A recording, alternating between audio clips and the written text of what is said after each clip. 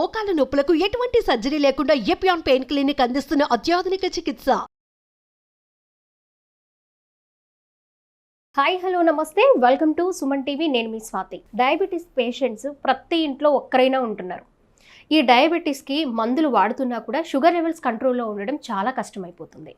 కానీ sugar tablets వాడకుండా కొన్ని ఆహార నియమాలతో, తీసుకోవాల్సిన జాగ్రత్తలతో షుగర్ని పూర్తిగా కంట్రోల్లో ఉంచుకోవచ్చు అంటున్నారు లైఫ్ లాంగ్. మరి అది ఎలా సాధ్యమవుతుంది? అది నిజంగా తగ్గే విషయమేనా? ఈ విషయాలన్నీ మనం ఈరోజు చర్చించుకుందాం. మనతో పాటు ఉన్నారు సీనియర్ వైద్యులు సిఎల్ వెంకటరావు గారు. నమస్తే సార్. నమస్తే సార్, డయాబెటీస్ అనేది ప్రతి ఇంట్లో ఒకరికైనా ఉంటుంది. చాలా కామన్ సమస్య అయిపోయింది. మందులు వాడుతున్నా కూడా కంట్రోల్లో ఉండదు.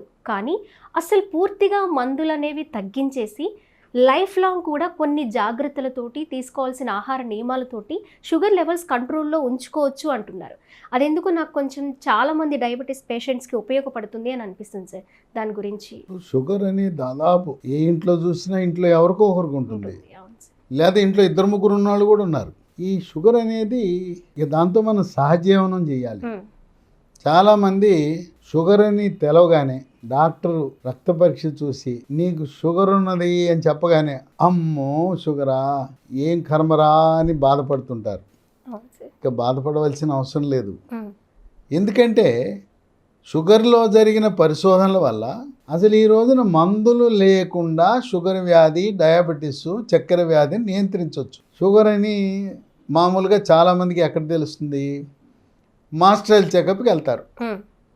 40 ఏళ్ళు దాటిన వాళ్ళు కంపల్సరీ మాస్టర్ హెల్త్ చెకప్ చేయించుకోవాలి. చేయించుకుంటే దాంట్లో షుగర్ బయటపడుతుంది. మూత్రములో షుగర్ పరీక్ష అనేది అంత కరెక్ట్ కాదు. రక్తంలో ఏమీ తినకుండా చేసినప్పుడు ఫాస్టింగ్ బ్లడ్ షుగరే ప్రామాణికం. యూరిన్ది అంత కరెక్ట్ కాదు. ఇవాళ రేపు కొంతమంది డాక్టర్లు అవసరం లేకపోయినా ఇన్సులిన్ వాడేస్తున్నారు. కొంతమందికి ట్యాబ్లెట్లతోనే నియంత్రణ అయ్యే అవకాశం ఉన్న ఇన్సులిన్ గుచ్చేస్తున్నారు. ఎందుకంటే ఆ ఇన్సులిన్ తయారు చేసే కంపెనీ వాళ్ళు డాక్టర్లను ప్రలోభాలకు గురి చేసి, కంపెనీలు వాళ్ళు వాళ్ళ యొక్క ప్రోత్సాహంతో మనకి ఇన్సులిన్ అలవాటు చేస్తున్నారు. షుగరు బయటపడిన వాళ్ళతో మాట్లాడాలి, వాళ్ళ అనుమానాలు నివృత్తి చేయాలి. ఇక బయటపడగానే పైనుంచి ఎంత పేజీ ఉంటుంది, 1 నుంచి మొదలెట్టి 10 రకాల మందులు రాసేస్తారు. షుగర్ మందులు 1 కాదు, 2 కాదు, 3 కాదు, దానికి మళ్ళీ ఆ విటమిన్లు ఈ విటమిన్లు అన్నీ మనకు సహజ సిద్ధంగా ప్రకృతిలో లభించే పండ్లు ఉన్నాయి, కూరగాయలు ఉన్నాయి, వదిలేసి ఇక మందుల షాప్ మందులని కొనుక్కునే విధంగా రాసేస్తుంటారు. అసలు ఈ రోజున షుగర్ బయటపడితే, కొత్తగా బయటపడితే ఎవ్వరు కూడా ఏమీ ఆందోళన చెందవలసిన అవసరం లేదు. ఇది నేను చెప్పడం కాదు, ఇదేదో మూఢ నమ్మకం, విశ్వాసం కాదు. అమెరికాలో పరిశోధనల ద్వారా వెల్లడించారు షుగర్ వ్యాధి మనము నియంత్రించుకోవచ్చు. మరి నాకు తెలిసో తెలవక 2 ఏళ్ళైంది, 3 ఏళ్ళైంది, మా డాక్టర్ రాశాడు, మొదలుపెట్టాను.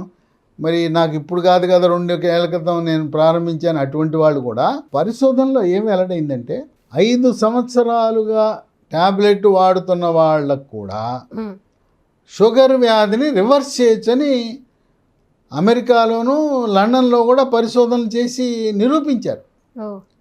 కనుక 5 ఏళ్ళ లోపల మీరు మొదలుపెట్టి 5 ఏళ్ళు అయితే 5 ఏళ్ళ లోపల మీరు కానీ ఉంటే ఈ అప్పుడే ఆ రోజు బయటపడిన వాడికి మీకు ఒకటే వైద్యం.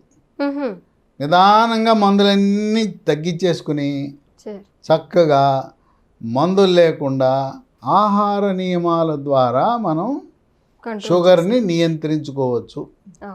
అయితే దీంట్లో 2 రకాల షుగర్ వ్యాధులు ఉన్నాయి. టైప్ 1 డయాబెటీస్ అంటారు. ఇది కేవలం 10% మందికే ఉంటుంది. ఇది జన్యుపరంగా చిన్న వయసులోనే బయటపడుతుంది. ఉయ్యాలోని పిల్లాడికి కూడా షుగర్ రావచ్చు, స్కూల్ పిల్లలకు కూడా షుగర్ ఉంటుంది. ఇది టైప్ 1 డయాబెటీస్ అంటారు. ఇక దీనికి మాత్రం ఏమి పెద్ద మనకు ఆశించిన ఫలితాలు ఏమి పరిశోధనలో ప్రయోజనం లేదు. కనుక టైప్ 1 డయాబెటీస్కి మాత్రం ఒకటే పరిష్కారం, ఇన్సులిన్ వాడవలసిందే. ఇప్పుడు 90% మందికి 30-35 ఏళ్ల తర్వాత వచ్చే వారికి టైప్ 2 డయాబెటీస్ వాళ్ళకే నేను చెప్పిన ఆహార నియమాలు, ఈ నియమాలు మందులు లేకుండా వాడితే ప్రయోజనం ఉండదు. అసలు పోనీ మాస్టర్ హెల్త్ చెకప్కి వెళ్ళారు, మాస్టర్ హెల్త్ చెకప్కి వెళ్లకుండా ఏ లక్షణాలు ఉంటే మనకు షుగర్ ఉందని అనుమానం పట్టాలి అని మనకు అనుమానం కలగాలని ఉండాలి అవును కదా. సార్, లక్షణాలు గుర్తించాలి.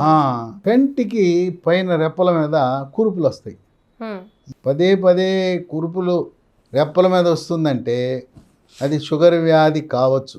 ఓకే. అంతేకాకుండా పురుషులకు కానీ స్త్రీలకు కానీ మూత్రములో తరచు ఇన్ఫెక్షన్స్ వస్తాయి. దీనివల్ల మూత్ర విసర్జనలో మంట, నొప్పి, గంటకి వెళ్ళవలసిన అవసరం ఉంటుంది.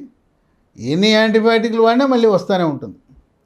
ఈ తరచు మూత్రంలో ఇన్ఫెక్షన్స్ కూడా షుగర్కి మనకు సంకేతమే. ఈ షుగర్ ఉన్నప్పుడు విపరీతమైన దాహం, 1 లీటర్ నీళ్ళు తాగుతాం, మళ్ళీ 15 నిమిషాల్లో దాహం ఉంటుంది. విపరీతమైన దాహం అనేది కూడా షుగర్ యొక్క లక్షణం. అంతేకాకుండా వీళ్ళు తింటారు చూడండి, షుగర్ ఉన్నవాడు బకాసురులాగా తింటాడు, అంత ఆకలి ఉంటుంది, ఆకలి బాగా పెరిగిపోతుంది. ఇక మూడోది మూత్ర విసర్జన. ఇక పగలు రాత్రి గంటకోసారి వెళ్తూ ఉంటారు. అంటే ఆకలి పెరగటం, దాహం పెరగటం, తరచూ మూత్ర విసర్జన అనేది చాలా ముఖ్యమైన లక్షణాలు దీనికి. అదే కాకుండా స్త్రీలకి తెల్లబట్ట అవుతుంది. తెల్లబట్ట అంటే ఏదో మామూలుగా అయ్యే జిగురు కాదు, చాలా వాసనతో కూడిన పెరుగులా ఉండే ద్రవం వస్తుంది, దురద ఉంటుంది. అటువంటి దాన్ని వైట్ డిశ్చార్జ్, తెల్లబట్ట అంటారు. డాక్టర్ దగ్గరికి వెళ్ళి మందులు వాడతారు, వాడినంతసేపు తగ్గుతుంది, మళ్ళీ 15 రోజులకి మళ్ళీ నేనున్నాను, నన్ను ఏం చేయలేవు అన్నట్టు మళ్ళీ వచ్చేస్తుంది. తరచుగా ఈ తెల్లబట్ట రావటం కూడా దానికి సంకేతమే. ఓకే. తర్వాత ఒంటి మీద సెగ్గడ్డలు వస్తుంటాయి, ఓ చోట మాంతుంటాయి, ఇంకో చోట వస్తుంటాయి, కురుపులు, పొక్కులు, సెగ్గడ్డలు. ఈ షుగర్ ఎక్కువగా ఉంటే ఒంటి మీద, చర్మం మీద తామర పెరుగుతుంది, ఫంగస్ పెరుగుతుంది. గజ్జి, తామర ఇవన్నీ కూడా ఉన్నాయంటే అది షుగర్ ఉండొచ్చు అనే అనుమానం కలగాలి. ఈ విధంగా ఈ కొన్ని లక్షణాలు మనకు ఉన్నప్పుడు మనం అట్లాగే మామూలుగా ఏదైనా చిన్న గాయం అయితే వారం రోజులు మానిపోవాలి. పుండు 7 రోజుల్లో మానలేదు అంటే ఇదేదో ఉంది తిరకాసు, షుగర్ ఉందా అనే అనుమానం కలగాలి. ఓకే. షుగర్ ఉన్న వాళ్ళు ప్రతి ఒక్కరూ కూడా మందులు వాడకపోయినా కూడా గ్లూకోమీటర్ అనే పరికరం ఉండాలి. ఇది ఎంత 700 ఉంటుంది, 1000 రూపాయల లోపు. ఈ గ్లూకోమీటర్ పరికరం అనేది బ్రహ్మ విజయం కాదు వాడటం. మరి ఈ సెల్ ఫోన్ వాడటం చేతైన వాళ్ళందరూ కూడా గ్లూకోమీటర్ని వాడచ్చు. కనుక తప్పనిసరిగా మందులు వాడకపోయినా గ్లూకోమీటర్ కావాలి. ఏం చేయాలి, ఎలా నియంత్రించాలి? బరువు తగ్గాలి. బరువు అధికంగా ఉన్నవారు థైరాయిడ్ టెస్ట్ చేయించుకోవాలి. థైరాయిడ్ సరిగా పనిచేయకపోతే బరువు పెరుగుతారు. తర్వాత అసలు షుగర్ రావడానికే కారణం అన్నము, వరి అన్నము. దక్షిణ భారతదేశంలో వరి అన్నము, ఉత్తర భారతంలో గోధుమల వల్లనే షుగర్ వస్తుంది. కనుక మీరు త్యాగం చేయాలి జీవితకాలము. వరి అన్నము, అయ్యా మీరు తెల్ల అన్నం అంటున్నారు, మేము బ్రౌన్ రైస్ తింటాం, బ్లాక్ రైస్ తింటాం, దంపుడు బియ్యం అంటారు, ఏది వద్దు, అసలు వరి అన్నం వద్దు. గోధుమలు కొంతమంది తెలవక అయోమయం, నాకు షుగర్ వచ్చింది అందుకే అన్నం మానేసి గోధుమ రొట్టెలు తింటున్నా, గోధుమ అన్నం తింటున్నా అంటారు, గోధుమ ఉప్మా తింటున్నా అంటారు. వరి కంటే ప్రమాదం గోధుమలు. గోధుమల్లో వరి అన్నం కంటే కూడా అధికంగా అంటూ గ్లూకోజ్ ఉంటుంది. కనుక అన్నము, వరి అన్నము, గోధుమలు దూరంగా ఉండాలి. పూర్తిగా మనం చిరుధాన్యాలపై ఆధారపడాలి. రాగి, జొన్న, సజ్జ, కొర్రలు, అరిగెలు, సామెలు, ఊదలు, వీటిని జావ రూపాన కానీ లేదు పిండిని ఒక రకమైన పిండితో చేసుకోవచ్చు పుల్కా, లేదా అన్నీ కలిపేసి పిండి పట్టించుకుని దాంతో పుల్కా చేసుకోవచ్చు, లేదా అన్నం, వీటితో చేసుకుని ఈ చిరుధాన్యాలతోనే ఉదయము, మధ్యాహ్నము, రాత్రి 3 పూట్ల కూడా అసలు మందులు లేకుండా చిరుధాన్యాలు వాడతారో చక్కగా షుగర్ నియంత్రణలోకి రావటం అనేది తథ్యం. షుగర్ ఉన్నవాళ్ళు 6 రకాల పండ్లు త్యాగం చేయాల్సి ఉంటుంది. మీరు తినకూడదు, మీకు ఇష్టం అవ్వచ్చు. ముఖ్యంగా మామిడి పండుని ఎవరు వదలలేరు. మామిడి పండు వదిలేయాలి, అరటి పండు వదిలేయాలి, సపోటా పండు వదిలేయాలి, శీతాకాలంలో ఆకర్షణీయంగా ఉండే సీతాఫలాన్ని వదిలేయాలి, మరి ఖర్జూర పండు, పనస పండు, ఈ 6 రకాలు వదిలేసి మిగతా పండ్లు తినచ్చు. అయితే వరి పిండితో చేసే చిరుతిండ్లు తినకూడదు. ఇడ్లీలో బియ్య పిండి వేస్తారు కదా, బియ్యపు రవ్వ వేస్తారు. అట్లాగే మినపట్టు, దోశలోనేమో బియ్యపు పిండి వేస్తారు. ఈ బియ్యపు పిండి, బియ్యపు రవ్వను కూడా మనం వాడకూడదు. చిరుతిండ్లు ఉంటాయి కదా, శనగపిండితో చేసిన చిరుతిండ్లు తినచ్చు. చాలామందికి ఒక అపోహ ఉంది, శనగపిండి అంటే గ్యాస్ కదా అంటారు. నేను గ్యాస్ట్రోఎంట్రాలజిస్ట్గా చెప్తున్నా, ఈ శనగపిండి తింటే గ్యాస్ రాదు, కేవలం అపోహ మాత్రమే.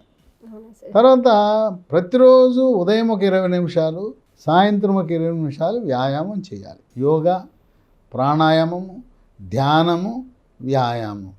మానసిక ఒత్తిడి అధికంగా ఉంటే షుగర్ పెరిగిపోతుంది. మళ్ళీ ఒక గృహ వైద్యాలు ఉన్నాయి. గృహ వైద్యంలో శ్రేష్టమైంది ఒక 250 గ్రాముల మెంతులు, 100 గ్రాముల వాము, 50 గ్రాముల నల్ల జీలకర్ర, కాలా జీరా విడివిడిగా వీటిని దోరగా వేయించి చల్లారినాక మూడింటిని కలిపి మిక్సీలో చేసి పొడి చేయాలి.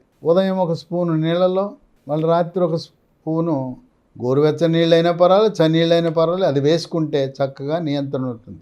దీంతోపాటు ఆకాశ పండు విత్తనాలు అని ఉంటాయి, స్కై ఫ్రూట్ సీడ్స్ అని ఉంటాయి. ఆ విత్తనం పైనుండే గోధుమ రంగు పొరను తొలగించి తెల్లగా ఉండే చేదు కషంలా ఉండే ఆ విత్తనం పొద్దున ఒకటి రాత్రి ఒకటి మింగాలి. నవిలేరా ఇక అంతే సంగతి, పూర్తి చేదుగా ఉంటుంది, నవ్వాల్సిన అవసరం లేదు, ట్యాబ్లెట్ లాగా మింగేయటమే. అంటే రోజుకు 2 ఆకాశ పండు విత్తనాలు. అట్లాగే పన్నీరు పూలని విత్తనాలు ఉంటాయి. ఒక 10 నుంచి 15 విత్తనాలు నీళ్ళలో వేసి రాత్రి అంతా నానిన తర్వాత మన చింతపండుని పిసికి ఎలా అయితే పులిహార తయారు చేయడానికి రసం తయారు చేస్తామో ఈ గింజలను పిసికేస్తే రసం వస్తుంది. పిప్పి తీసి ఆ రసం ఉన్న నీళ్ళని తాగాలి. దీంతో పాటు మనకి తమలపాకులు దొరుకుతాయి కదా, కాడ తీసి పొద్దున్న 2 తమలపాకులు, రాత్రి 2 తమలపాకులు నవలండి. ఇదే కాకుండా ఇన్సులిన్ అనే మొక్కలు దొరుకుతాయి. పొద్దున్న 2 ఆకులు శుభ్రంగా కడుక్కుని పొద్దున్న 2 ఆకులు, రాత్రి 2 ఆకులు నవిలేయండి. ఈ వైద్యాలతో షుగర్ బ్రహ్మాండంగా నియంత్రణలోకి వస్తుంది. మీరు ఇప్పటికే ట్యాబ్లెట్లు వాడుతుంటారు. చాలామంది వాడే ట్యాబ్లెట్లు ఏంటంటే మెట్ఫార్మిన్ అనే ట్యాబ్లెట్, గ్లిమిప్రైడ్ అనే ట్యాబ్లెట్లు అధికంగా వాడుతుంటారు. క్రమేణా తగ్గించుకుంటూ రావాలి. నేను చెప్పిన చిట్కాల వల్ల షుగర్ తగ్గుతుంది. గ్లూకోమీటర్ అనేది తప్పనిసరి. షుగరు 5 సంవత్సరాల లోపు ఉన్నవారు మీరు అన్నము గోధుమలు మానేస్తే, వ్యాయామం చేస్తే, బరువు తగ్గితే ట్యాబ్లెట్లు వాడవలసిన అవసరం ఏమాత్రము లేదు. షుగర్ ఉన్నవాళ్ళు ఏదో విటమిన్ ట్యాబ్లెట్లు వాడాలి కదా అంటే అవి కూడా అవసరం లేదు. రోజు మీరు మొలకలు తినండి. మొలకలు, పెసలు, శనగలు, బొబ్బర్లు, మొలకలలో మనకు కావాల్సిన పూర్తి అన్ని విటమిన్లు లభిస్తాయి. మీరు పొద్దున సాయంత్రం నడుస్తున్నారు కదా, బయటికి వెళ్ళినప్పుడు ఎండ తగులుతుంది కదా, ఎండ తగిలినప్పుడు మనకు ఆ రోజు కావాల్సిన విటమిన్ డి మనకు పుష్కలంగా లభిస్తుంది. కనుక టైప్ 2 డయాబెటీస్ ఉన్న వాళ్ళకి శుభకరమైన శుభవార్త ఏంటంటే మందులు లేకుండా నియంత్రణ చేసే మార్గాలు మనకి అందుబాటులోకి వచ్చాయి. ఓకే సార్, ఈ టైప్ 2 డయాబెటీస్ వాళ్ళకి మీరు అన్నట్టుగా ఇది మంచి శుభవార్త. ఎందుకంటే ఈ డయాబెటీస్కి సార్ ఎన్నో మెడిసిన్స్ వాడుతున్నా కూడా కంట్రోల్ అవ్వని పరిస్థితి. వాళ్ళకి రకరకాల కాంప్లికేషన్స్ వచ్చేస్తాయి షుగర్ వల్లే.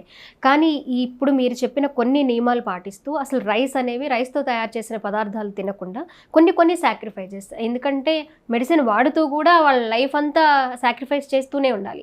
అలాంటివి ఏం లేకుండా ఇంకొన్నాళ్ళు ఆరోగ్యంగా ఆనందంగా జీవించాలంటే ఇవన్నీ తప్పదు. మీరు చెప్పినట్లు ఆ సీడ్స్ 2 రకాలు చెప్పారు మీరు. ఆ సీడ్స్ తీసుకుంటూ చక్కగా మంచి హెల్దీ ఫుడ్ తీసుకుంటూ ఈ నియమాలు పాటిస్తే చాలా సంతోషంగా ఉండొచ్చు అని చక్కగా అర్థమైంది సార్. చాలామందికి ఉపయోగపడుతుంది ఈ వీడియో. ధన్యవాదాలు సార్.